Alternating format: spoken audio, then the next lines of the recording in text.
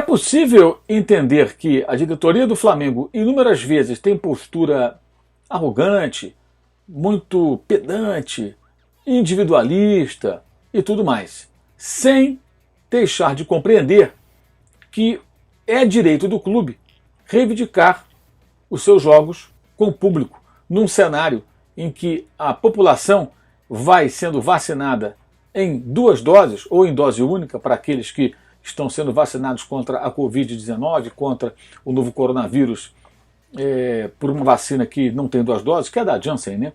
Entre aquelas disponíveis aqui no país. Ou seja, você pode entender, ao mesmo tempo, que essa reivindicação nesse cenário, como acontece na Europa, nos Estados Unidos, com o público voltando aos espetáculos esportivos, ela é legítima. Por quê? Porque o Flamengo, como qualquer outro, como o Cruzeiro na Série B, o Vasco agora, o Confiança, o Goiás, tem o direito de querer jogar para a sua torcida, né? Se lá atrás os dirigentes do Flamengo foram precipitados, forçando a barra na volta do futebol, quando não havia ainda um momento minimamente adequado, se eles fizeram uma tolice até, quando colocaram no orçamento do ano um faturamento de 100 milhões de reais em bilheteria, quando não se sabia quando a torcida poderia voltar, se eles não souberam lidar com a situação das famílias das vítimas do incêndio do Ninho do Urubu, do CT, foi um tratamento frio, né? E tantas vezes já falamos sobre isso, já criticamos duramente, né?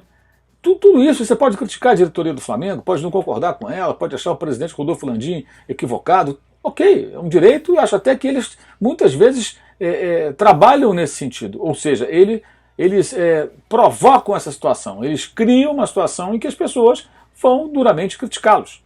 E são críticas muitas e muitas vezes pertinentes, e eu até as engrosso em várias situações. Mas isso não significa que, por terem cometido esse ou aquele erro, na opinião das pessoas, claro, não significa que por terem tido uma postura A, B ou C, que sempre estarão errados. Como estiveram, na minha opinião, na quarta-feira, quando insistiram em colocar o público num jogo de volta contra o Grêmio, que não teve torcida no jogo de ida. Poderiam ter evitado isso para tentar resolver essa questão de público do Maracanã durante o Brasileiro e tudo mais. Mas é legítimo que o clube queira ter, gente, torcida nos seus jogos. Ah, mas os outros 19 não querem. Não está escrito no regulamento que tem que haver uma votação para definir isso. Isso não faz parte do regulamento. Existem recomendações da CBF. Nas recomendações, inclusive, até já mostrei aqui em outro vídeo, você vê que a ideia, né, ou pelo menos o que é encaminhado ali, é para que os times em competições eliminatórias, mata-mata, que jogarem na casa do adversário, como aconteceu com o Flamengo contra o Grêmio, sem torcida, devam também não ter torcedores no jogo de volta, o que eu acho até que era bem razoável, por isso não concordei com a postura dos dirigentes nessa quarta-feira.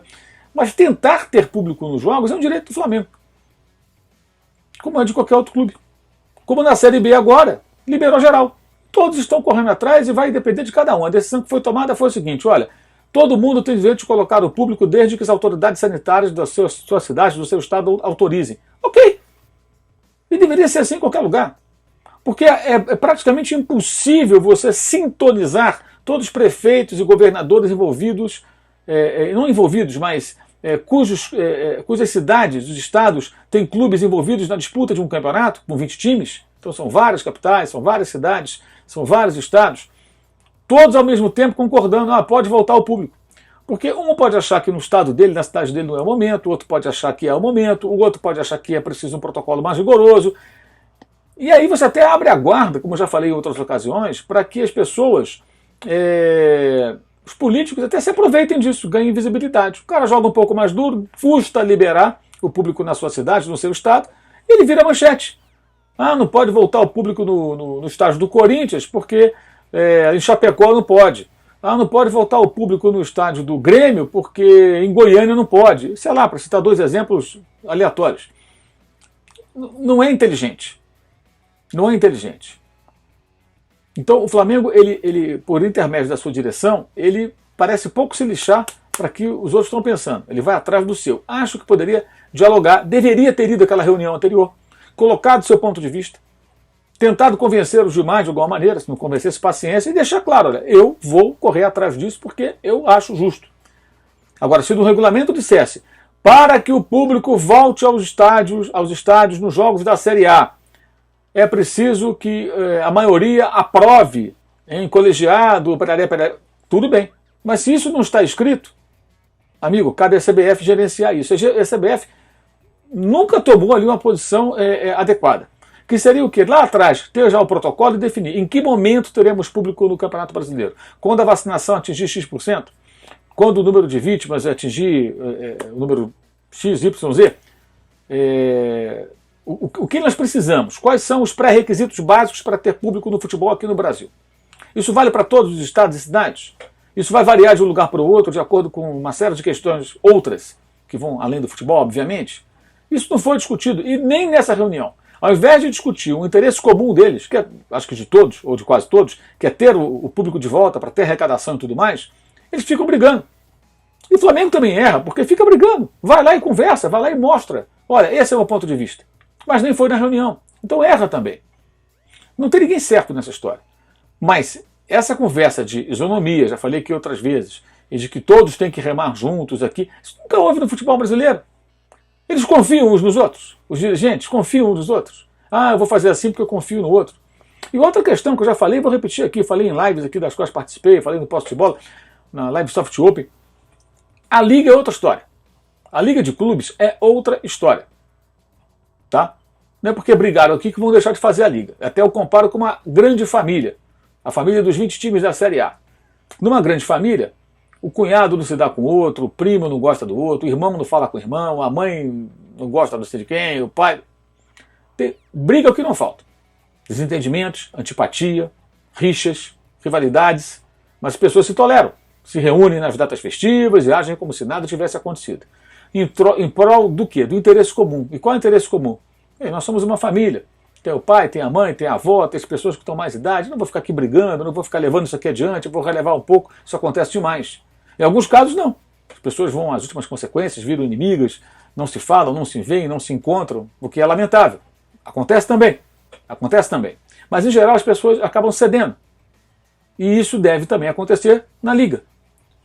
O Clube A pode ter várias diferenças com o B, com o C, com o D, ou com o F, com o Z. Por essa outra questão. Né? Rivalidade grande sempre vai haver entre os clubes, especialmente entre aqueles que mais se enfrentam, ou aqueles que historicamente são grandes adversários. Mas quando for para discutir os interesses comuns, que é direitos de transmissão, publicidade nos times, melhorar o nível da arbitragem, discutir a condição do gramado, né, a venda dos direitos para o exterior, como explorar a marca do campeonato de maneira que ele se torne mais rentável. São vários interesses comuns. E o que são os interesses comuns? O que seriam os interesses comuns? Seriam todos aqueles que vão beneficiar as equipes que fazem parte daquele campeonato. Mas o que está havendo nesse momento é outra questão. Discute-se a questão menor, que é essa do público agora e tudo mais, e não se para discutir o mais importante. Erra o Flamengo por não comparecer à reunião e por não ir para o diálogo, e sim para o confronto direto. Erram os demais porque acabam discutindo a pauta errada e porque também não buscam, né, como deveriam buscar, junto aos seus governantes, as autorizações devidas dentro de um protocolo seguro para voltar o público para o estádio. Por que não? Vão esperando o quê? E todo mundo sabe que os times de São Paulo têm uma dificuldade muito grande, e eles são acho que os maiores opositores à volta e os grandes adversários aí do Flamengo, justamente por quê? Primeiro porque o governador de São Paulo não dá o menor sinal de que vai ter futebol com o público por enquanto. Só em novembro, quando tem também a Fórmula 1 na cidade. E aí, bem, se eu não posso, ele também não vai ter. Por que não fazer ao contrário? O governador, no Rio de Janeiro, já está rolando um jogo com o público. Em Minas também. Daqui a pouco vai ter em Goiás, vai ter na Bahia, vai ter no Ceará. Por que aqui não? Até porque os números que o governo do estado de São Paulo apresenta de vacinados em 2 doses acima de 18 anos já está em 60 e poucos %. São milhões de pessoas com 2 doses. Em tese, imagino eu, tomando por base o que acontece em outros países até, aptos para assistir um jogo de futebol. E apresentando ainda o PCR. Aliás, esses jogos têm sido cercados de uma série de cuidados. Se a coisa é bem executada, ela tem muitos cuidados de fato. Você entra no cinema, já há meses aqui na cidade de São Paulo e em outras, apresentando apenas o ingresso. No jogo de futebol, como tem acontecido, os jogos do Flamengo, por exemplo, você tem que estar vacinado, você tem que levar o PCR feito no dia anterior ou 2 dias antes. Enfim, há uma grande filtragem até. Então, por que não tentar convencer os seus respectivos governantes a permitir que o futebol volte a receber público de um percentual A, X, depois aumentando e crescendo de forma gradativa. Mas no mote disso tudo tem uma outra questão, que vai tornando essa rivalidade mais acirrada, que são os confrontos em campo. E as equipes de São Paulo hoje têm perdido para o Flamengo com frequência. Todas já perderam. Todas já perderam. Dentro do estado de São Paulo, o Flamengo já derrotou o Santos de 4, Palmeiras de 3, Corinthians de 3. E no Rio, São Paulo tomou de 5. São Paulo, que não perdia o Flamengo, tomou de 5. O Corinthians não vence o Flamengo há 8 jogos. O Palmeiras não vence o Flamengo há 9 jogos. O Grêmio de Porto Alegre não vence o Flamengo há 10 jogos. Então o que nós temos nesse recorte da história é um momento em que o clube carioca, cujos dirigentes vão para a briga, não querem nem saber o que os outros pensam, de uma forma, a meu ver, repito, equivocada, errada, não deveria ser assim, deveriam tentar dialogar primeiro, antes do confronto. Se o confronto for inevitável, é outra história. Mas pelo menos tentar convencer os seus pares, tentar argumentar, indo à reunião, por exemplo. Mas o que acontece no campo está se expandindo. E aí vira o time a ser batido, não importa como. Não importa como. Qualquer um pode ser campeão, menos esse. Isso está muito claro. E aí entra uma outra questão que eu acho que é muito importante a gente parar e pensar. Tá? O futebol de São Paulo dominou o futebol brasileiro nos últimos anos, nas últimas décadas, com méritos. Tudo bem, você pode falar, pô, mas São Paulo arrecada mais, tem maior PIB, renda per capita mais alta, é claro. Mas com méritos os times paulistas souberam tirar essa vantagem, tirar vantagem disso. Isso não é errado. Isso faz parte do jogo. Na Alemanha, o Bayern, que é lá o malvadão da Baviera, está na região mais rica do país. É o clube mais rico da Alemanha. E domina a Bundesliga, a Copa da Alemanha, domina tudo lá. Nem ganhou a última Copa da Alemanha, mas enfim, a Bundesliga ele domina. É o mais forte time alemão na Liga dos Campeões, sempre, né? Campeão na temporada retrasada e tudo mais. Contrata os melhores jogadores dos seus adversários, agora pegou o Upamecano, quer dizer, está sempre muito forte. Porque ele tem o privilégio de estar na região mais rica. Os times de São Paulo estão no estado mais rico. Então é muito difícil igualar com os times de São Paulo, especialmente com os 3 da capital, o trio de ferro, São Paulo, Corinthians e Palmeiras, nas finanças, no faturamento e, consequentemente, em campo, se todos forem bem administrados. Ocorre que o Flamengo, no Rio de Janeiro, que não gera receita como São Paulo, é um clube nacional, com muita torcida, inclusive aqui em São Paulo. E isso faz com que ele tenha um faturamento muito alto, que no momento em que ele se organizou, permitiu voos mais altos, com grandes contratações, com o time forte. E aí começa a surrar quem antes surrava o Flamengo, que era freguesaço do Grêmio, vivia perdendo para o Corinthians, e para o Palmeiras também perdeu várias vezes. Embora até tenha tido momentos ali que eu não perde ganhar danado, porque os dois estavam mal, mas os dois se reestruturaram, cada um à sua maneira. E hoje tem uma certa solidez, uma certa segurança que os outros, muitos dos outros, nem sonham alcançar. Então isso também influencia e contamina decisões, posturas e até opiniões, na minha visão. Até opiniões. Tanto que as pessoas perguntam, por exemplo, na imprensa, de onde vem o dinheiro do Flamengo? Bem, é só você olhar lá no site do Flamengo, o portal lá tem transparência, tem balancetes e balanços muito detalhados. Então você encontra essa resposta ali. O jornalista pode muito bem buscar essa informação ali. Mas não vão atrás dessa informação. Prefere ficar vociferando essa coisa de onde vem o dinheiro. Porra, vai lá e vê, cara. Dê a resposta para o seu ouvinte, para o seu leitor, para o seu telespectador, para o seu internauta. Né? Faça o seu trabalho, cara. Que é levar a informação, não ficar perguntando algo que tem resposta. E se você não ficar satisfeito com o que está no balanço, entreviste os dirigentes e questione os pontos específicos que você não está entendendo, que você acha que não estão certos, se eventualmente você encontrar algo que pode não parecer correto.